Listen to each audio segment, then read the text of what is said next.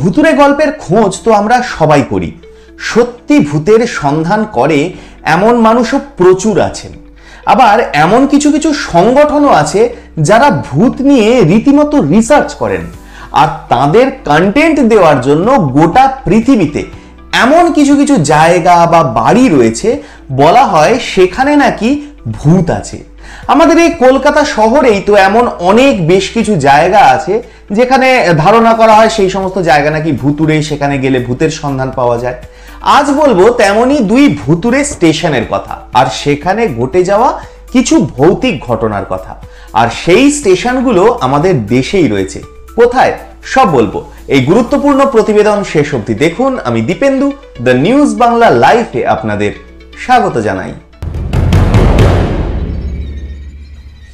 ভারতে জালের মতো ছড়িয়ে রয়েছে রেলপথ, রয়েছে প্রচুর স্টেশন, ছোট বড় নানা ধরনের স্টেশন রয়েছে যাত্রীদের স্বার্থে। এর মধ্যে কিছু স্টেশন নিয়ে নানা কাহিনীও রয়েছে। এই যেমন পশ্চিমবঙ্গেই তো রয়েছে বেগুনকোদর স্টেশন, সেখানে রাতে নাকি ভূতের আনাগোনা বাড়ে। এটা তো আমরা অনেকেই বিভিন্ন পত্রপত্রিকার মাধ্যমে পড়েছি। এমনই দেশে আরো দুটো এমন স্টেশন রয়েছে যার সঙ্গে দীর্ঘদিন ধরেই জড়িয়ে গেছে নানা ভৌতিক কাহিনী। এর একটা হলো উত্তরপ্রদেশের নৈনি স্টেশন। এখানে অন্য কোনো দিন কিছু না থাকলেও পূর্ণিমার রাত নাকি বড়ই আতঙ্কের। অনেকের দাবি পূর্ণিমার রাতে ফাঁকা স্টেশনে কে যেন ঘুরে বেড়ায়, সে মানুষ নয়, ভূতের মতো। সে স্টেশন চত্বরে ঘুরতে থাকে, তারপর এক সময় আচমকাই নাকি মিলিয়ে যায় বাতাসে। নৈনি স্টেশনে পূর্ণিমা রাতে এই ভূতের কাহিনী কিন্তু অনেক দিন ধরেই প্রচলিত, তাই রাতে এই স্টেশনে কেউ থাকতে চান না। আবার অন্ধ্রপ্রদেশের চিত্তুর স্টেশনকেও অনেকে ভৌতিক স্টেশন বলে থাকেন।